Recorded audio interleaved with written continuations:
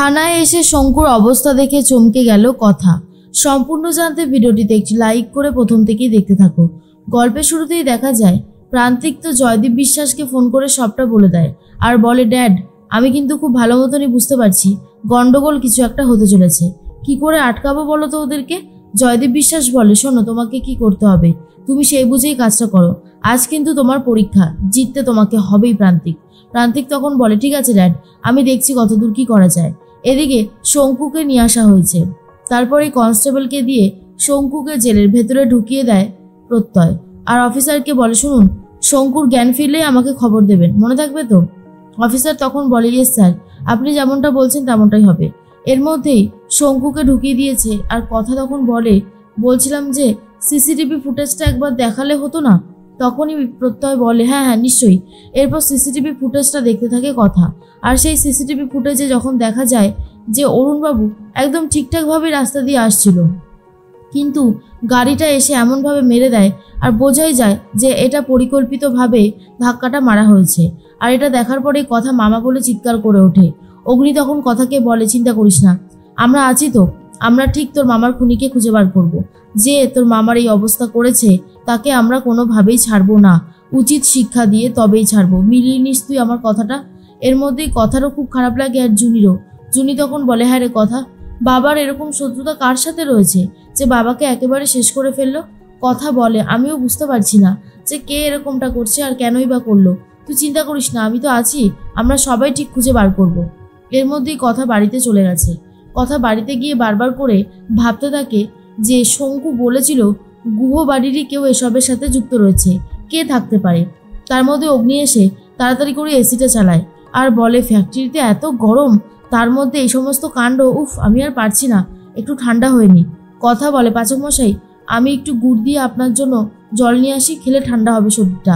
আর তখনই অগ্নি বলে, দাঁড়া আগে একটু এসির হাওয়াকে শরীরটা ঠান্ডা করে নি, তারপর তো যা যা নিয়ে আসতে হয় তুই নিয়ে আসবি, কেমন। এর মধ্যেই কথা তখন বলে, পাচক মশাই আমাদেরকে কিন্তু ওই শঙ্কুর মুখ থেকে সত্যি কথাগুলো বার করতেই হবে, যেভাবেই হোক না কেন। তখনই পাচক মশাই বলে, চেষ্টা তো করব, এখন জানি না কতদূর কি হয়। কথা তখন বলে, পাচক মশাই আরেকটা জিনিস আমার কাছে আছে, দাঁড়ান আপনাকে দেখাচ্ছি। এই বলেই দেখাতে থাকে সেই বোতামটা, আর সেই বোতামটা দেখার পরে অগ্নি তখন বলে, কি এই বোতাম, মানে এটাতে কি হবে। কথা বলে, মামার যেখানে অ্যাক্সিডেন্ট হয়েছিল সেখানে আমি এই বোতামটা খুঁজে পেয়েছিলাম। অগ্নি তখন বলে, আরে এটা তো যার তারই বোতাম হতে পারে, তুই এইটা নিয়ে কি প্রমাণ করতে চাইছিস। কথা বলে, ভালো করে দেখুন, এটা দামি একটা জ্যাকেটের বোতাম। আপনার কি মনে হয় ফ্যাক্টরির মানুষরা, লেবার ক্লাসের মানুষরা কি এই সমস্ত জ্যাকেট ইউজ করে? আমার কিন্তু কোনোভাবেই মনে হয় না। অগ্নি তখন বলে, সেটা অবশ্য ঠিকই বলেছিস, তবে একটা বোতাম দিয়ে সেরকমভাবে কিছু প্রমাণ করা যাবে না, মানে আমি তো সেটাই বুঝতে পারছি। এর মধ্যেই চলে এসেছে প্রত্যয়েরা সবাই, দরজার ছিটকিনিটা দিয়ে দেয়, কিন্তু তবুও চিত্রা লুকিয়ে লুকিয়ে কথা শুনতে শুরু করে। তার মধ্যেই প্রত্যয় তখন বলে, বিগ ব্রো আমার কিছু কথা বলার ছিল, আসলে আমার যেটা মনে হচ্ছে আমি সেটাই বলছি।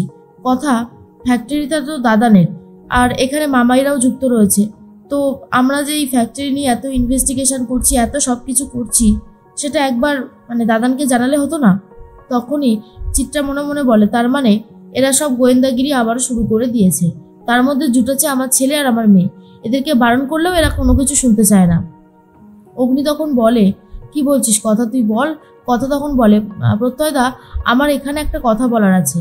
আমি বলছিলাম যে ব্যাপারটা যখন মিটে যাবে তখন বললে হয় না, আসলে এই যে শঙ্কু ধরা পড়েছে এরপরে কি পরবর্তী স্টেপ আছে এগুলো তো মানে বলে দিলে তারপরে সবটা ঝামেলাটা মিটতো আর কি, শঙ্কুর মুখ থেকে আসল সত্যিটা বার করার ফলে। কারণ এখন যদি বলি তাহলে মানে কর্তাদাদুর চিন্তা বাড়বে বই কমবে না, তাহলে যখন সবটা সত্যিটা সামনে আসবে, প্রবলেমের সলিউশন খুঁজে পাবো, তখন কর্তাদাদুকে বলবো না হয়।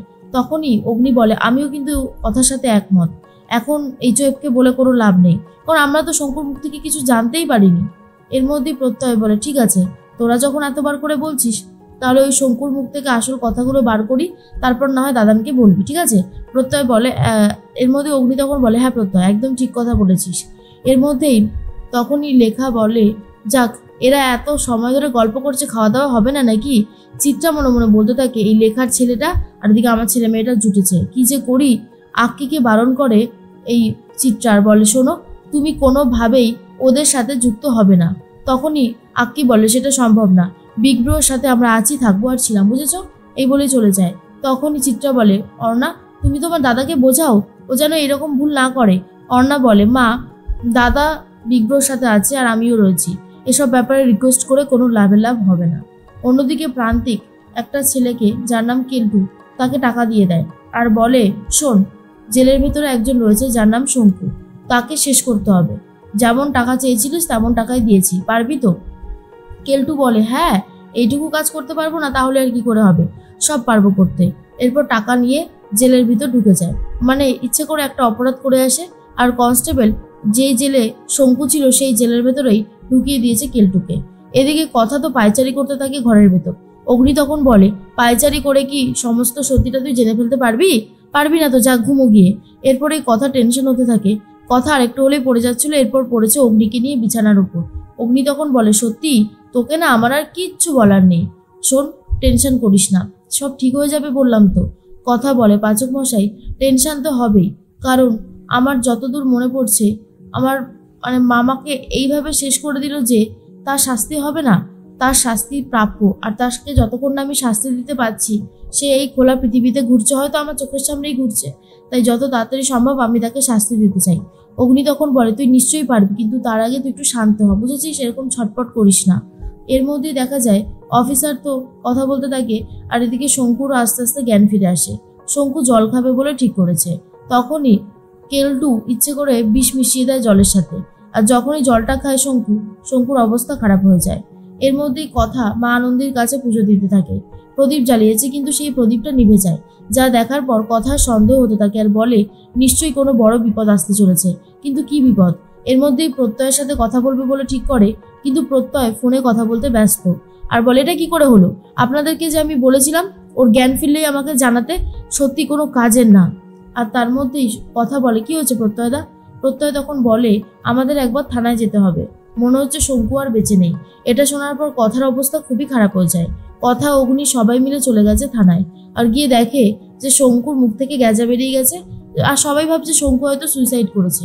কথা তখন বলে, শঙ্কু কাকা ভয়ে সুইসাইড করলো নাকি অন্য কোনো গল্প আছে, কেউ ওকে মেরে ফেলেছে, এখন তো আমার ডাউট হচ্ছে। প্রত্যয়কে বলে, ওই তো জেলের ভেতর আর একজন আসামি রয়েছে, ওর কাছ থেকে জানলে হয় না? রয়েছে তো কেলটুই। এরপর প্রত্যয় গিয়ে বলে, তুই জানিস ওর মৃত্যুটা কিভাবে হলো?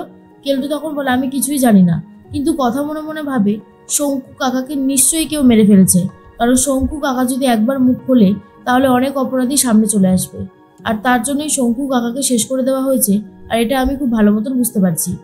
আর তখন অগ্নি বুঝতে পারে যাও বা একটা লাস্ট অপশন ছিল, সেটাও চলে গেল।